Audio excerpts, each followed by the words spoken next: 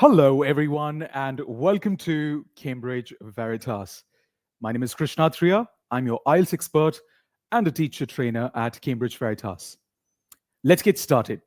This lesson is very important, and I know a lot of you keep on putting in the comments that you want more IELTS speaking lessons. So here is one lesson for you. Without further ado, let's get started. What are we going to do in this lesson? This lesson is all about giving yourself time to think. On the IELTS exam, more often than not, you can be a wonderful speaker of English. You can be very eloquent, but you may never know that you may encounter a question that you do not have a clue about.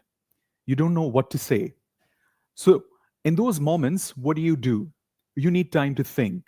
If you wait too long, it can actually reduce your marks. If you do a lot of uh, if you overdo these things, you may lose marks there as well. So that's why we have today's lesson, which is all about IELTS speaking, giving yourself time to think. There are three things that we will do in this lesson. And this is not a lesson where I will talk. You have to work with me. So make sure that the comment section is open. And ladies and gentlemen, you're participating actively. All right. So here we go. So the first thing that we're going to be looking at in this lesson is activity number 1, which is exam techniques. This is a listening activity, by the way. I'm going to play a recording for you. You have to listen to the recording carefully and decide an answer to the question that I will show. Activity number 2, we are going to be looking at phrases to give yourself time to think. What are some phrases that the candidate used in the question in the audio that I will play for you? And most importantly, are there any better versions that we can use? We're going to be looking at that. And finally, there are questions where you may want to disagree with the examiner because those are discussion questions. So how do you contradict politely is what we're going to be looking at. Again, that's going to be a listening activity. So without further ado, let's start. Ready? Here we go. Before we begin the lesson, make sure that you subscribe to the lesson, subscribe to the channel if you're new, and most importantly, like the video in case you enjoy this lesson, and most importantly, if you have something new to learn. So the first activity of the day is here. I'm going to play a recording for you. In this recording, you will hear a candidate and an examiner. So the examiner is asking a question to the candidate, and the candidate is responding.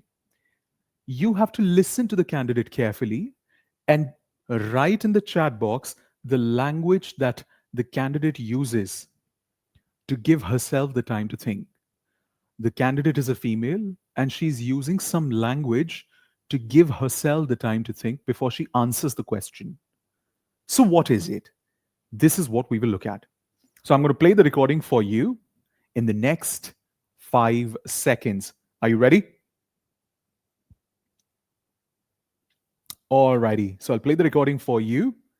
Now, listen carefully and decide what is the language that the candidate uses to give herself the time to think. Here we go. Track 36. Which language do you think is generally considered the most beautiful? Well, I think Italian is generally considered the most beautiful European language.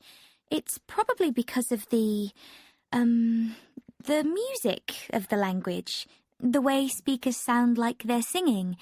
Personally, I prefer Spanish. Track 36. Which language do you think is generally considered the most beautiful? Well, I think Italian is generally considered the most beautiful European language. It's probably because of the music of the language, the way speakers sound like they're singing. Personally, I prefer Spanish. Perfect. Thank you very much. Now let's look at the question that the examiner asked. If it was difficult for you to hear, don't worry, I've got the transcript ready as well for you. So here we go. The examiner asked, which language do you think is generally considered the most beautiful? So the candidate said, well, I think Italian is generally considered the most beautiful European language. It is probably because of mm, the music of the language, the way speakers sound like they're singing. Personally, uh, I prefer Spanish. In this answer, what do you think is the language that she's using to give herself the time to think? It's very simple. If you look at the first one here, it is the first one. Well, I think is the phrase. Not only that, she uses natural connectors. We also call them ah. Here we go. Ah. Now, there are a lot of IELTS trainers out there that say absolutely do not use ah. But I'm going to burst a myth today. Are you ready? So let's burst that myth. And this is what I want to show you. I have a tip for you. I've been an IELTS examiner for 15 years. And it's very natural for native speakers, even for you in your own native language as well, and for me to use naturally. We do that, no matter how advanced we are. But there's something to remember. A lot of IELTS trainers say don't use it completely, but it's natural. So the tip is, although you should not overuse language such as using such language is not a sign of bad English. Rather, all native speakers make use of these strategies. So, not doing too much of the next time, I've seen a lot of candidates who really start panicking because their trainers told them to not do That's fine. These are fillers of the language, and it's okay. Don't overdo them.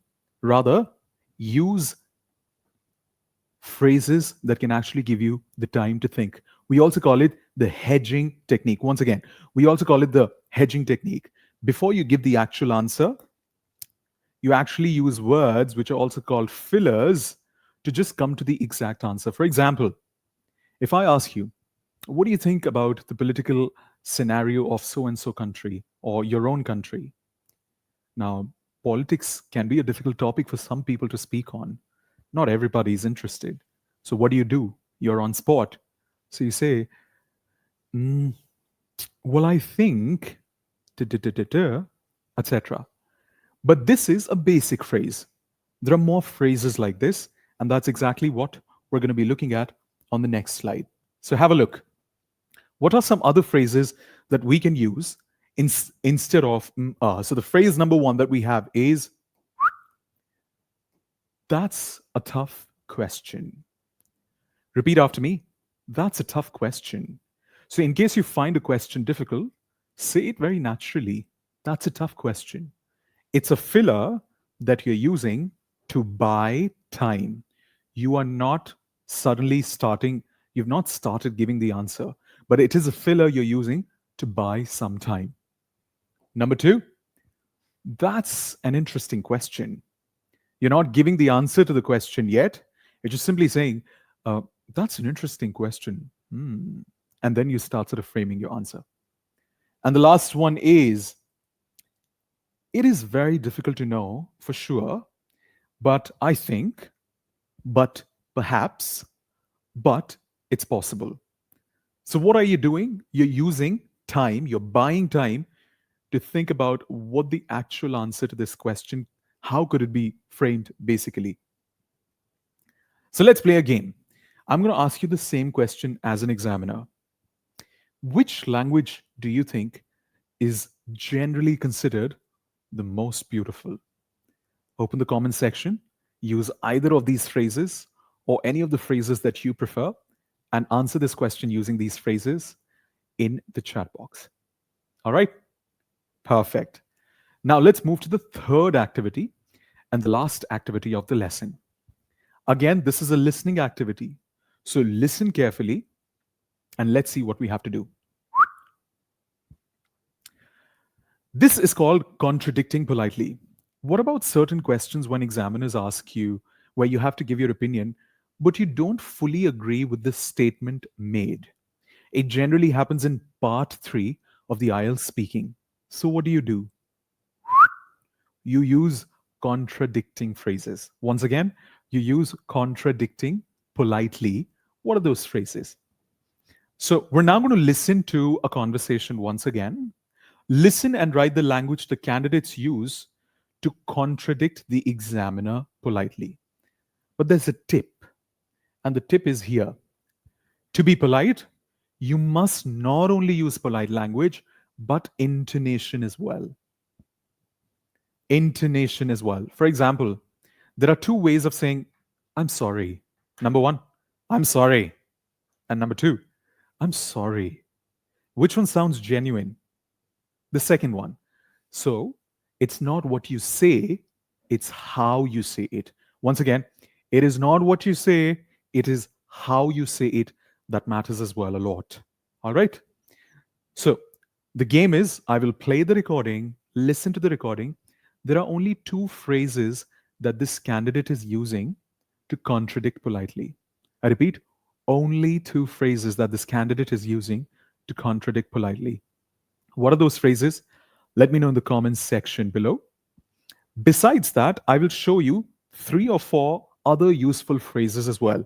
I repeat, I will show you three or four other useful phrases as well.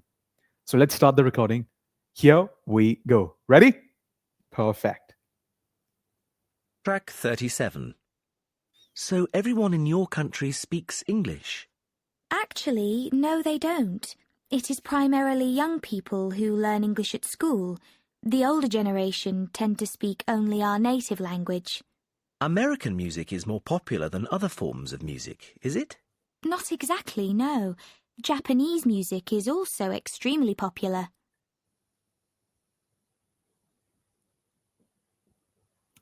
Perfect. Now let's have a look. What are the two phrases that this female candidate used? She said, yes, they certainly are. They certainly are. And then she continues to sort of politely disagree with it. And then she says, precisely. But if you see, there can be better contradicting phrases. And these contradicting phrases are on the right hand side of the screen. So note these down or take a screenshot of them. You can say, well, actually, you use it. Intonation is very important. And then you make your own point. You're trying to show that you disagree. Or you can say, that's an interesting point.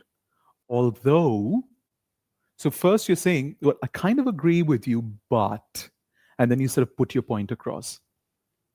To some extent, yes. However, focus on the intonation that I'm using as well, because intonation is very important here. Here we go. I see what you mean, but I think. I see what you mean, but I think. And then la da la da la. I partially agree, though I would say, what is the meaning of partially? I kind of 50% agree with you. So these are contradicting phrases that you can use when the examiner asks you questions that you want to give answer genuinely. You don't have to please the examiner by agreeing uh, with their opinions, with just anything and everything that they say. When you contradict, you show that you've got a variety of language to sort of play around with, and it shows your confidence in English communication, as a matter of fact. All right, perfect. So let's move on. As usual, there is a very important announcement.